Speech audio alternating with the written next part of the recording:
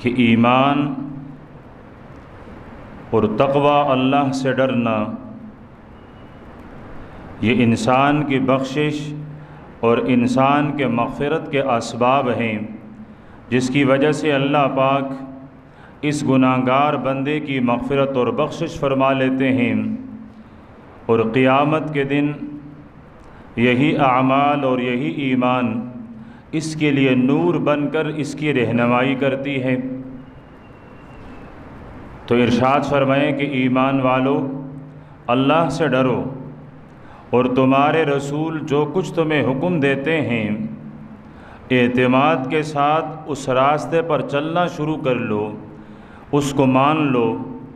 युअतिकुम किफ़लैन मिन रहमती, फरमाए अल्लाह पाक अपनी ख़ज़ाने रहमत में से तुम्हें दुचन अजर अता फरमा लेंगे। तुम्हें जो सवाब मिलेगा वो सवाब अल्लाह पाक उसको दोहरा कर लेंगे, दुचन कर लेंगे। तुम्हारी गुनाहों की बख्शिश फरमा देंगे और हशर के मैदान में चलते हुए तुम्हारे पास नूर होगी।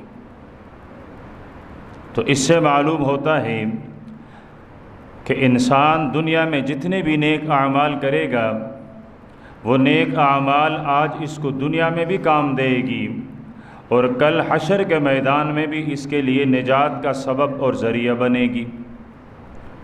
जिस तरह आजकल मेरा और आपका हर इंसान का ये नज़रिया और सोच बन चुकी है कि अगर मेरे पास सरमाया और माल है तो दुनिया की ज़िंदगी आसान है, अगर दुनिया में मेरे दोस्त और अहबाब, कबीला और ख़ानदान है तो मेरी दुनिया की ज़िंदगी आसान है। दुनिया की ज़िंदगी में अगर मेरे पास कोई ओहदा, कोई मनसब है तो मेरी दुनिया वाली ज़िंदगी आराम के साथ गुज़र सकती है।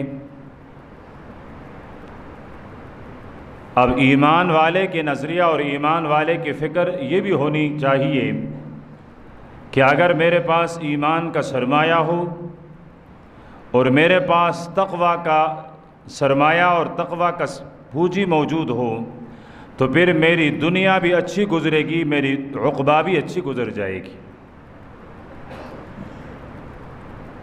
ईमान और नेक आमाल हर हालत में इंसान को नफ़ा देती है, ख्वाह वो दुनिया की ज़िंदगी में हो तो तब भी फ़ायदे वाली हैं और आखिरत की ज़िंदगी तो चलती ही ईमान और अमल सालेह से हैं। अब आमाल दुनिया में किस तरह फ़ायदा देती हैं? हज़रत अब्दुल्लाह इब्न उमर रज़ियल्लाहु ताला अन्हु मेरे प्यारे पैगम्बर के सहाबी हैं। खलीफा राशिद हज़रत फ़ारूक़ आज़म रज़ियल्लाहु ताला अन्हु के साहिबज़ादे हैं। सैयदा हफ्सा रज़ियल्लाहु ताला अन्हा के भाई हैं और सैयदा हफ्सा मेरी और आपकी कुल जहां की माँ उम्मुल मोमिनीन हैं। ये सहाबी हज़रत अब्दुल्लाह इब्न उमर फरमाते हैं कि अल्लाह के रसूल सल्लल्लाहु अलैहि वसल्लम ने गुज़श्ता ज़माने के 3 आदमियों का वाक़या हमसे सुनाया, वाक़या बयान किया। बयान करने वाले अल्लाह के प्यारे पैगम्बर जिनके सामने बयान किया जा रहा है वो सहाबा-ए किराम रिज़वानुल्लाहि अलैहिम अजमाइन। अल्लाह के हबीब ने इरशाद फरमाया 3 आदमी सफ़र पर निकले और मुस्तहब भी यही है कि सफ़र पर जाने वाले कम से कम 3 हों। अल्लाह के नबी ने इरशाद फरमाया 1 आदमी है तो शैतान है, 2 हैं तो शैतान है, और फरमाया सलासा, जब 3 हो जाएं तो जमाआ, अब ये जमात बन गई है। और अल्लाह के हबीब ने इरशाद फरमाया यदुल्लाहि अलल जमाआ, अल्लाह पाक की नुसरत, अल्लाह पाक की मदद वो जमात के साथ होती है। इसलिए अकेले सफ़र करने से अल्लाह के प्यारे पैगम्बर ने मना फरमाया है। तो ये 3 आदमी सफ़र पर निकले, चलते चलते बारिश हो गई, इनको पनाह की ज़रूरत पड़ी, गार नज़र आया। उस बारिश से बचने के लिए, तूफ़ान से बचने के लिए इन्होंने उस गार का रुख किया।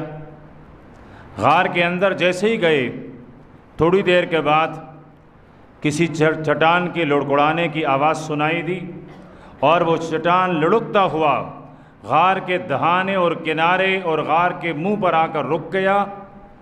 अब गार से बाहर के लिए जो रास्ता था वो रास्ता भी बंद हुआ, बाहर से कोई रोशनी जो अंदर जा रही थी वो भी बंद हो गई। अब ये परेशान हो गई कि हम तो बारिश से भागे थे पर नाले के नीचे आकर खड़े हो गए। हमारा ख्याल तो ये था कि हम बारिश से महफूज हो जाएं, तूफ़ान से महफूज हो जाएं।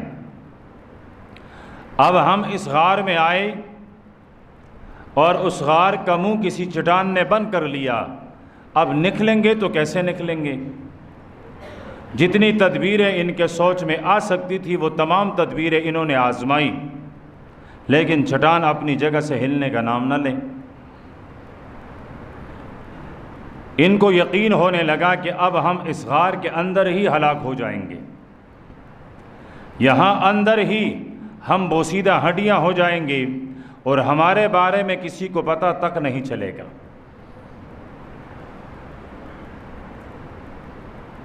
जब बाहर आने से ये नाउमीद हुए तो बैठकर मशवरा किया। इसलिए कुरान पाक ने इरशाद फरमाया, ईमान वालों की सिफत यह है कि वह अम्रुहुम शूरा बैनहुम, इनके मामलात आपस के मशवरे से चलते हैं।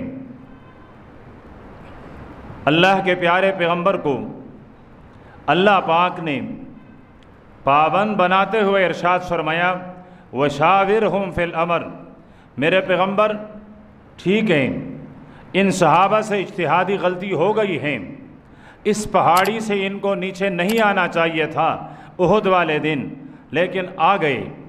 अब आप आफ़ा कर लें, दरगुज़र कर लें, मैंने इनको माफ़ कर लिया है, आप भी माफ़ कर लें। सिर्फ माफ़ करना नहीं, आज के बाद इनको अपनी मशवरे में भी लाजिम शामिल और शरीक रखें, इनकी दिलजोई और इनकी हौसला अफजाई करें। ये तीनों आपस में मशवरा करने लगे, निकलने का कोई रास्ता नहीं है, क्या करें? इनमें से एक ने कहा, हर आदमी अपनी ज़िंदगी की किताब को सामने रखकर सोचें और देखें, गौर करें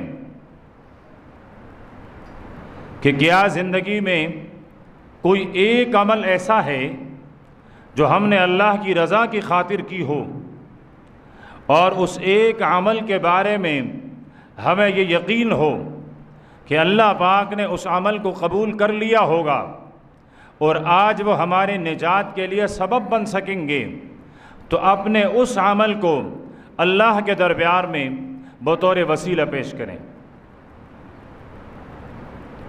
इन्होंने कहा, तजवीज़ बड़ी अच्छी है, सोच लेते हैं। सोचना शुरू किया तो एक आदमी कहने लगा, मैं बुनियादी तौर पर चरवाहा हूँ, भेड़ बकरियाँ चराता था, लेकिन मेरा मामूल ये था, सुबह को बकरियां निकाल के शाम को जैसी बकरियां वापस आती सबका दूध निकाल के सबसे पहले अपने वालिदैन को पिलाता, वो सैर हो जाते, फिर बचा हुआ अपनी बेबी बच्चों को पिलाया करता था। ये मेरी ज़िंदगी भर का मामूल था। एक दिन मेरे बकरियां कोई दूर चली गई, सहरा में पत्ते और दरख्त अच्छे थे, मैंने भी समझा चलो ज़रा खूब चर कर आ जाएं। जब बकरियां दूर तक निकल गई, वापस लाने में मुझे देर हो गई। मैं घर आया तो शाम हो चुकी थी, अंधेरा ढल चुका था। मैंने दूध निकाल कर जैसे मैं अपने वालिदैन के सराने गया तो वो दोनों सोए हुए थे। जगाना मैंने मुनासिब नहीं समझा। दूध का प्याला लेकर मैं अपने वालिदैन के सराने खड़ा रहा। रात का एक पहर गुजर गया, फिर रात का दूसरा हिस्सा भी गुजर गया। मैं खड़ा, मेरे बेबी बच्चे वो मेरे पाँव में बिलबिला रहे हैं, भूख की वजह से रो रहे हैं, और वो मेरे दामन को चटक चटक कर मुझसे कह रहे हैं, बाबा दूध पिला। लेकिन मैं न अपने वालिदैन को जगा सकता हूँ, न अपने वालिदैन से पहले अपने बच्चों को पिला सकता हूँ। मेरी ज़मीर मुझे इजाज़त नहीं दे रही है कि या तो वालिदैन को जगाकर उनकी नींद में खलल डालूँ और या फिर अपने बेबी बच्चों को, औलाद को पहले पिला दूँ। माँ बाप जब जागेंगे तो जाग कर उस वक़्त पिला लूँ। ये मेरे ज़मीर ने मुझे इजाज़त नहीं दी। ज़रा मेरे नौजवान साथी जिनकी शादियों को अभी कुछ साल गुजर गए हैं, महीनों की बात नहीं, सालों की, क्या उनके अंदर अब भी ये जज्बा मौजूद है कि हमारे वालिदैन का हक़ हमारी बेवियों से ज़्यादा है? क्या अब भी कभी हमने सोचा है कि मेरे माल मेरे कमाई में मेरे वालिदैन का भी हक़ है? चुपके से जो चीज़ें लाकर, अच्छी बात है, जो हम बेवियों को खिलाते हैं, कभी माँ बाप को भी खिलाया है? ज़मीर पर थोड़ा सा खुद दस्तक दीजिएगा। जिस माँ ने तुझे ज़िंदगी भर पाला, रात को पेशाब करके तुझे सूखे बिस्तरे पे डाला, खुद सारी रात शब गुजारी में, शब बेदारी में गुजारी, तेरे सर दर्द उसके सर में दर्द, तेरा बुखार उसका बुखार, तेरी परेशानी उसकी परेशानी, तेरा गम उसका गम, तेरी ज़िंदगी की हर दर्द उसकी ज़िंदगी में नज़र आई। जब तुझे जवानी मिली, जब तुझे ताकत मिली, जब तुझे माल मिला, फिर वो वालिदैन कहाँ भूल गए? क्यों भूल गए? ये एक चरवाहा है, लेकिन चरवाहा कहता है न वालिदैन को जगाते हुए हिम्मत होती है, न उनके जागने से पहले अपने औलाद को पिलाने की हिम्मत हो रही है तो बुनियादी तौर पर चरवाहा, लेकिन उस चरवाहे की तरबियत ऐसी की गई है।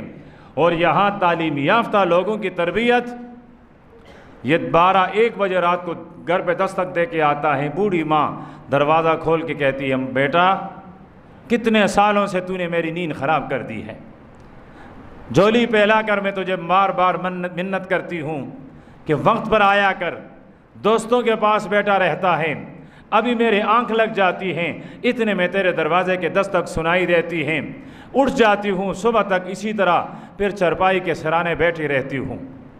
ये कहता है, ख़बरदार जो आइंदा बात की, कौन होती हो तुम मुझे अपने दोस्तों से रोकने वाली? मेरी मर्ज़ी है, जब आऊँगा तो आऊँगा। तेरी मर्ज़ी क़ब्र में नहीं चलेगी, तेरी मर्ज़ी हशर के मैदान में नहीं चलेगी, तेरे ये मर्ज़ी मेरे रब के दरबार में खड़े होते हुए नहीं चलेगी। ये जवानी के गुरूर के चंद दिन हैं, ये नशा काफूर हो जाएगा। आज के इस नशे को काबू में रख, तेरी ये जवानी भी ढल जाएगी, तेरी ये जवानी भी गुजर जाएगी, फिर हाथ मलता रह जाएगा, लेकिन ये दौर फिर वापस नहीं आएगा। चरवाहा फरमाता है, सुबह हो गई, मेरे वालिदैन उठे, हाँ बेटा देर से आ गए थे, जी देर हो गई थी मुझे, ये प्याले में ये तुम्हारा दूध है, बच्चों को तो पिला लेते। माँ कैसे पिला लेता, तुम जो भूखी थी? बाबा कैसे पिला लेता, तुम जो भूखे थे? पहले उनको पिलाया, फिर अपने बच्चों को पिलाया। अब ये आदमी रब के दरबार में अर्ज़ करने लगता है, रब्बा अगर ये अमल मैंने तेरी रज़ा की खातिर की है और तेरे दरबार में इस अमल ने शर्फ़ कबूलियत हासिल कर लिया है, तो फिर आज मेरी इस सख्ती को आसानी में बदल ले। चट्टान थोड़ा सा हिलने लगा, रोशनी गार के अंदर पड़ने लगी, लेकिन वो रोशनदान से भी कम जगह कि अगर ये निकलना चाहें तो ना निकल सकें। दूसरे आदमी की बारी आई, वो कहने लगा, मुझे एक दफ़ा किसी मज़दूर की ज़रूरत पड़ी, बाज़ार से, अड्डे से मैं मज़दूर लेकर आया, उस मज़दूर से मैंने काम करवाया, शाम को वो अपनी दिहाड़ी मेरे पास छोड़ के चला गया। मैंने बहुत तलाश किया, वो मज़दूर मुझे मिला नहीं। और ये भी एक नेमत है कि अल्लाह पाक किसी के दिल में मजदूरी की हिम्मत और शौक़ डाल दे। सरकार दो आलम सल्लल्लाहु अलैहि वसल्लम ने एक देहाती से मुसाफहा किया, कुर्दीले हाथ, उंगलियों का ये वाला सिरा, पहला वाला सिरा पकड़ करके यूं किया। फरमाया ये क्या है? अर्ज़ करने लगे अल्लाह के हबीब, काम काज करता हूँ, जंगल में जाकर मुशक्क़त करता हूँ, खुलाड़ा चलाता हूँ, ज़मींदार हूँ, ज़मींदारा करता हूँ, इस वजह से ये हाथ सख्त हो चुके हैं, दाने पड़ चुके हैं। एक जुमला इरशाद फरमाया अल्लाह के हबीब ने इस मौके पर, फरमाया अल-कासिबु हबीबुल्लाह, फरमाया जो आदमी मेहनत और मजदूरी करता है, मेहनत और मजदूरी करके कमाता है, फरमाया हबीबुल्लाह, ये अल्लाह का दोस्त है, ये अल्लाह का दोस्त है, अल्लाह का दोस्त। जो हमारे मजदूर दोस्त हैं वो कमतरी का शिकार ना हो कि ये क्या है, मैं मजदूरी करता हूँ। तुम मजदूरी नहीं, तुम अल्लाह का हबीब बन रहे हो, तुम अल्लाह का दोस्त बन रहे हो। और यही सबसे अच्छी बहादुरी वाली बात है, वरना इसके मुकाबले में आदमी डाकू भी बन सकता है, चोर भी बन सकता है, धोखेबाज और फ्राडिया भी बन सकता है, लेकिन उसके लिए मेरे रब ने हबीबुल्लाह का लफ्ज़ इस्तेमाल नहीं फरमाया कि यह अल्लाह का दोस्त है। तो अपने अंदर हलाल कमाई का शौक़ और जज्बा और लगन वो पैदा करना चाहिए।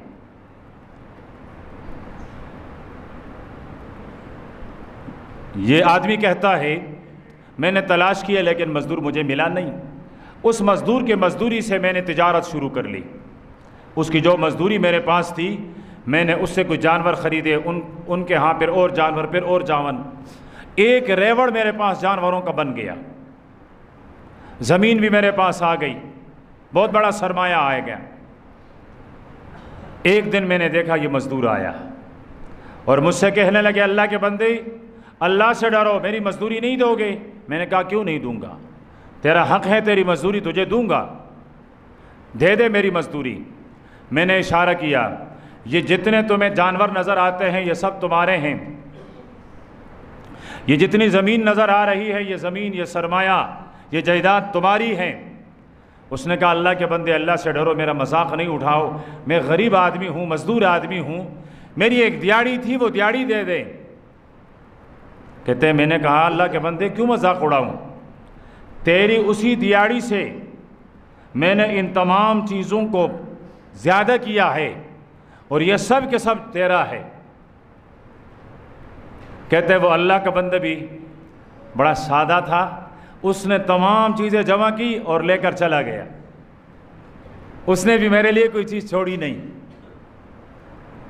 अब ये अर्ज़ करने लगा रब्बा, उस आदमी की तो एक दिन की दिहाड़ी थी, लेकिन मैंने दियानत का मामला किया, उसी एक दिहाड़ी को मैंने ज़्यादा करवाया और जब आया तो उसकी ज़्यादा शुदा माल तमाम के तमाम उसके हवाले कर लिया।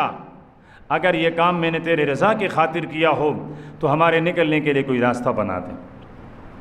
चट्टान थोड़ी सी और सरक गई, अब रोशनी तो काफ़ी आ रही है लेकिन निकलना अब भी मुश्किल है। तीसरे आदमी ने कहा मैं जवान था, जवानी का गुरूर था,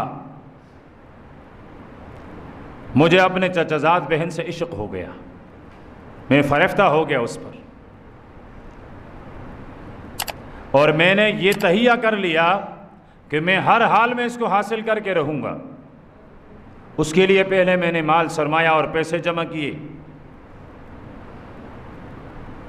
यहाँ तक कि वो मजबूर हो गई, उसने मुझसे कर्ज़ मांगी।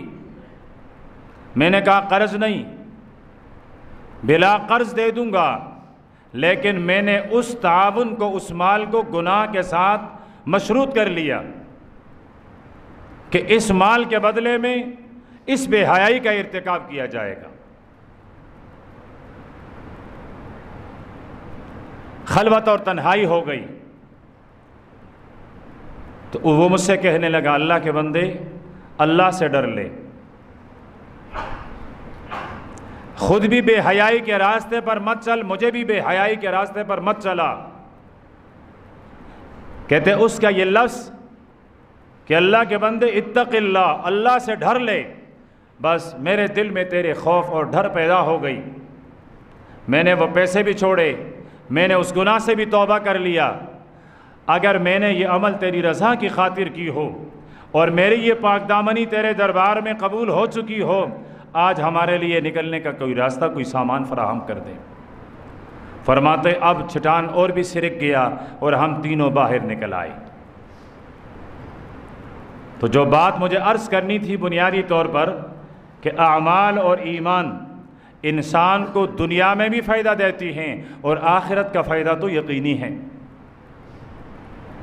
फिर हज़रत अब्दुल्लाह इब्न उमर रज़ी अल्लाह ताला अन्हु का ये बयान करता वाक़या, ये मुझे और आपको, मेरे और आपके लिए एक सबक है, एक नमूना है, एक इबरत है कि हम दुनिया में अपने आमाल पर तवज्जो दें, अपने आमाल को वज़नी बनाएं, अपने आमाल को खूबसूरत बनाएं, अपने आमाल को इस काबिल बनाएं कि वो रब के दरबार में कबूलियत का दर्जा पा सकें। हज़रत अब्दुल्लाह इब्न अब्बास और हज़रत अली और मुर्तज़ा रज़ी अल्लाह ताला अन्हु के एक मुकालमा जो गुज़िश्ता जुमे मैंने वादा किया था, तुम तो भूल गए लेकिन मुझे याद रहा। एक सवाल करने वाला हज़रत अब्दुल्लाह इब्न अब्बास के पास आकर सवाल करता है। हज़रत अब्दुल्लाह इब्न अब्बास प्यारे पैगम्बर के सहाबी हैं, आपके चाचा हज़रत अब्बास के साहिबजादे हैं और आपके चाचाजाद भाई और उम्मत के बहुत बड़े आलिम। और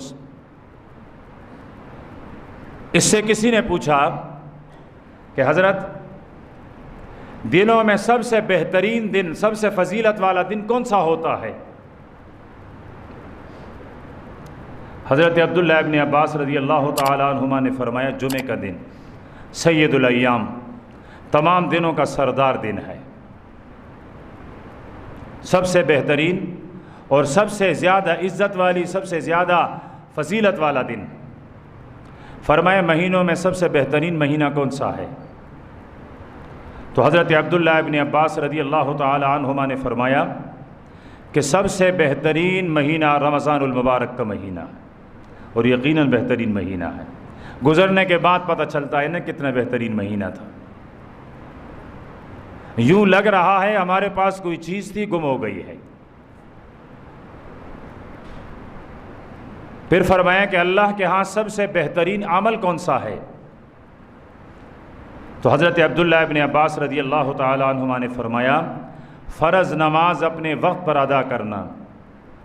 फरमाया ये सबसे बेहतरीन अमल है, अफजल अमल है।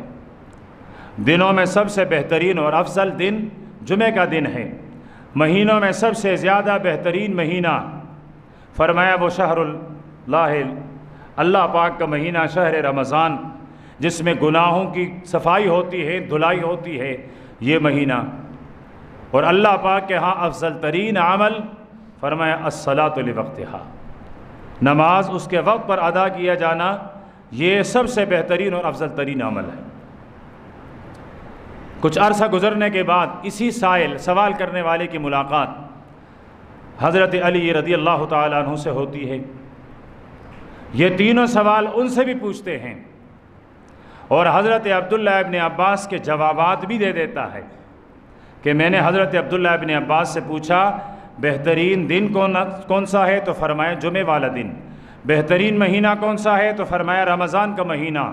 और बेहतरीन अमल फरमाया नमाज को अपनी वक्त पर अदा करना।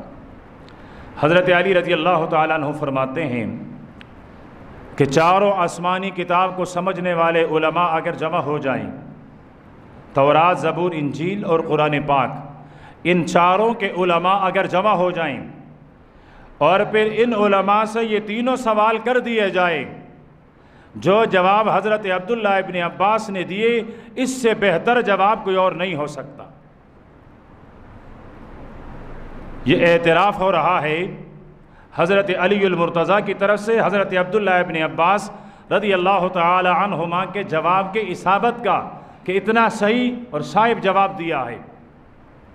लेकिन फरमाया अगर तुम मुझसे पूछो तो फिर मैं आपको बता दूं कि रब के दरबार में सबसे बेहतरीन अमल कौन सा है? ख्वाह वो अमल तूने जुमे के दिन किया, तूने जुमे की रात की, तूने ईद के दिन किया, ईद की रात में की, हफ्ता इतवार महीने के किसी तारीख़ में, हफ्ते के किसी दिन में, किसी शब में की हो, अमल तूने जहाँ भी किया, जब भी किया, लेकिन बेहतरीन अमल वो है जो रब के दरबार तक पहुँच गया। उसने भी समंदर को कूजे में बंद किया था, लेकिन हज़रत अली रज़ी अल्लाह तआला अन्हु के फसाहत और बलागत का तो जवाब ही नहीं है। फरमाया तुम्हें जुमे का दिन मिले या ना मिले, ज़िंदगी का जो दिन मिले, जिस दिन तूने अमल किया और वो दिन उसमें किए जाने वाला अमल ज़ाया नहीं हुआ, चढ़ता चढ़ता रब के दरबार तक पहुँच गया है और रब ने उसे कबूल कर लिया। फरमाया यही अमल अल्लाह पाक के यहाँ सबसे बेहतरीन अमल ठहरता है। सवाल करने वाले ने यह सवाल भी, ये जवाब भी अपने पास महफूज रखा। दूसरे नंबर पर इरशाद फरमाया कि तमाम महीनों में सबसे बेहतरीन महीना, फरमाए वो महीना है जिसमें तुम अल्लाह के सामने तौबा कर लो और तुम्हारी तौबे को अल्लाह पाक कबूल कर ले। ख्वाह वो तौबा रमज़ान के महीने में हुआ है, ख्वाह वो तौबा शव्वाल के महीने में हुआ है, ख्वाह वो मुहर्रम और ज़िलहज के महीनों में है, किसी और महीने में है, जिस महीने में भी है, लेकिन जिस महीने में अल्लाह पाक ने आपको तौबे की तौफीक दे दी, आपने तौबा कर लिया, तो समझ ले ये महीना तेरी ज़िंदगी में सबसे बेहतरीन महीना है। अब रमज़ान का महीना तो गुज़र गया, अब हम एक साल रमज़ान का क्यों इंतज़ार करें? जिस महीने में है उसी महीने में तौबा कर लें, उसी महीने में अपने आमाल का ज़ख़ीरा जमा कर लें। तो फरमाया मेरे यहाँ सबसे बेहतरीन महीना वो है जिसमें कोई गुनाहगार अपने गुनाह से तौबा करके और यह तौबा अल्लाह के दरबार में कबूल हो जाए। तीसरे नंबर पर इरशाद फरमाया कि तेरी दुनिया की ज़िंदगियों के दिनों में सबसे बेहतरीन दिन वो हैं कि जब तेरा चल चलावा हो, आखिरत के लिए तेरा सफ़र हो और तौबा करते हुए ईमान के साथ तेरी रुखसती हो जाए, तो तेरे लिए दुनिया के दिनों में यह सबसे बेहतरीन दिन है, यह सबसे अफजल तरीन दिन है कि इस दिन तुम अपने रब के मुलाकात के लिए ईमान का सरमाया लेकर जा रहे हो। वो अगर जुमे का दिन है तो तब भी अफजल हैं, वो अगर जुमरात का दिन है तो तब भी अफजल हैं, वो अगर पीर का मंगल का दिन है तो तब भी अफजल हैं। गरज कोई भी दिन है, लेकिन तेरी ज़िंदगी के आखिरी दिन ईमान के साथ तुझे मिल जाए, ये तेरी ज़िंदगी का सबसे बेहतरीन दिन। अब मुझे और आपको क्या पता कि हमारी ज़िंदगी का आखिरी दिन कौन सा है? आज के दिन ज़िंदगी के आखिरी दिन हो सकता है, आज की सुबह आखिरी सुबह हो सकती है, आज की शाम आखिरी शाम हो सकती हैं, आज का जुमा आखिरी जुमा हो सकता है। आप जिस घड़ी में हैं, ये सात और घड़ी ये ज़िंदगी की आखिरी साथ हो सकती है। तो फिर इंसान हर वक्त तौबा करके रब के सामने तैयार बैठें कि जब भी रब की तरफ से बुलावा आए मैं ईमान की हालत में रब से मिल लूँ। तो फरमाया अमल भी वो जो अल्लाह के दरबार में कबूल हो जाए, महीना वो बेहतर जिसमें तुम्हें तौबे की तौफीक मिल जाए, और दिन सबसे बेहतरीन वो हैं कि जिस दिन तुम ईमान की हालत में अपने रब से मुलाकात कर लो। अल्लाह पाक मुझे और आपको हर मुसलमान को अमल की तौफीक अता फ़रमाएँ। व आखिर दावाना अनिल हम्दुलिल्लाहि रब्बिल आलमीन।